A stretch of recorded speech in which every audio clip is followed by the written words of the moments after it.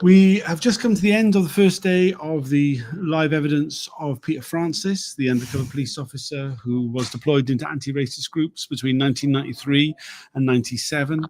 He's the only former SDS officer who has gone whistleblower. He did so in 2010.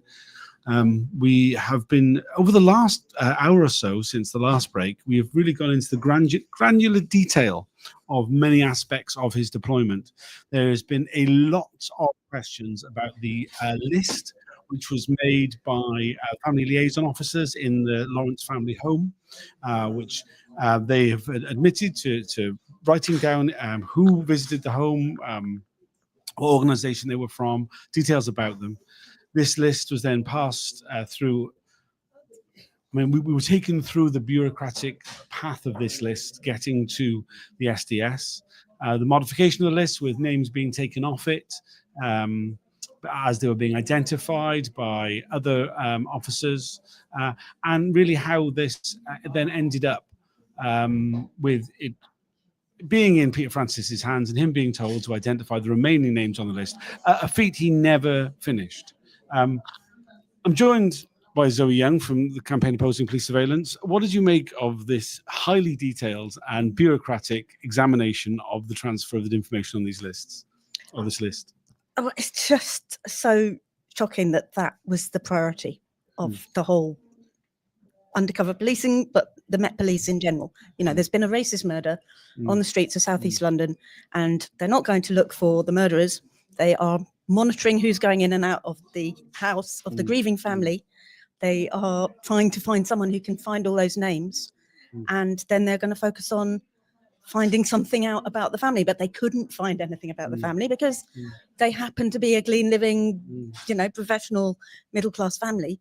And they wanted to have something, anything they could hold against them. And to then give this guy this job, which he just went on, you know, he was told, he thought at the time, as he said, that this was the right thing to do, that he was just going to keep going until he could find whatever he could about all those people and any dirt. And yeah, I mean, quite amusingly, I mean, he's even said that the Palmer Black was one of the names on that list. He never identified her. He was able to identify her just the other day when Doreen Lawrence gave evidence where it was told who she was.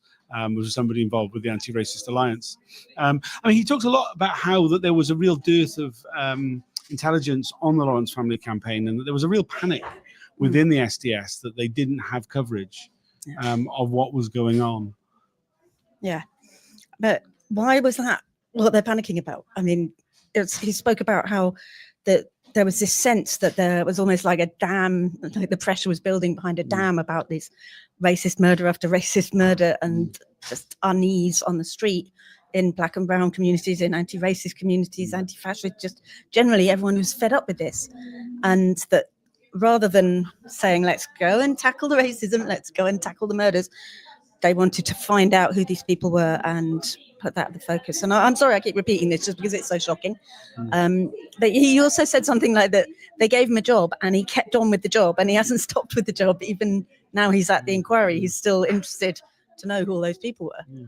I mean, as he said, mostly it turned out that those people were well-wishers, extended family members, nobody of great deal of interest, but that he was told that, you know, find out if they might be political, because it would be possible to discredit the family if they were somehow politically engaged.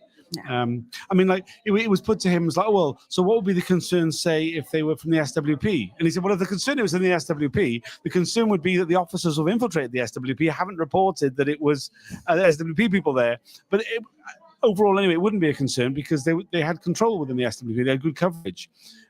If it had been something like the Nation of Islam, then it would have been a concern because there was no SDS coverage inside the Nation of Islam.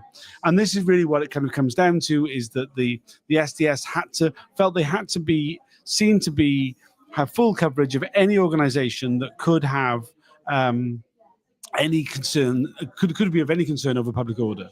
Yeah, and I think because he was white, they were initially wanting to put him into anarchist groups, but then they thought, hang on, there may be a way into some of these anti-racist groups. But they only seem to, at the time, have had one black spy cop, Trevor Morris. And so Peter Francis was saying there was a lot of pressure on him at the time. And it was like, come on, you have to do this whole work. Mm. But at the same time, he said earlier that there was this sort of mistrust of Trevor Morris because of this fear that he might, what's the language they use? Go back going over. Going over. Going like, back over. back over. What does that mean? Back Yeah, I mean, over. so I mean, like the idea essentially would be that he would stop working for he would stop really working for the police and go back to identifying with the black community. I mean, it was essentially it. Another thing that was talked about quite a bit was the leaking of SDS intelligence to the press. And there was really an attempt by the inquiry to point out that one of the examples that Peter Francis had given about the tarring of Cynthia, was it Cynthia Jarrett or Joy Gardner? Basically, that Peter Francis had mixed up whether it was Cynthia Jarrett or Joy Gardner.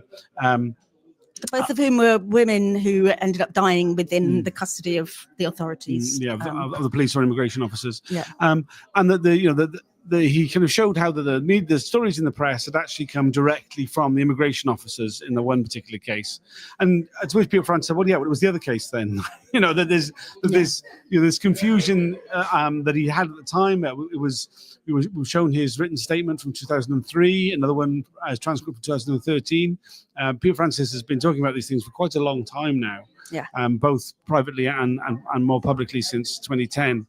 But I mean, he was in no doubt that the special branch does leak information to the media, which is then used to discredit campaigns, and this is something which is seen as part of their countering subversion remit. Yeah.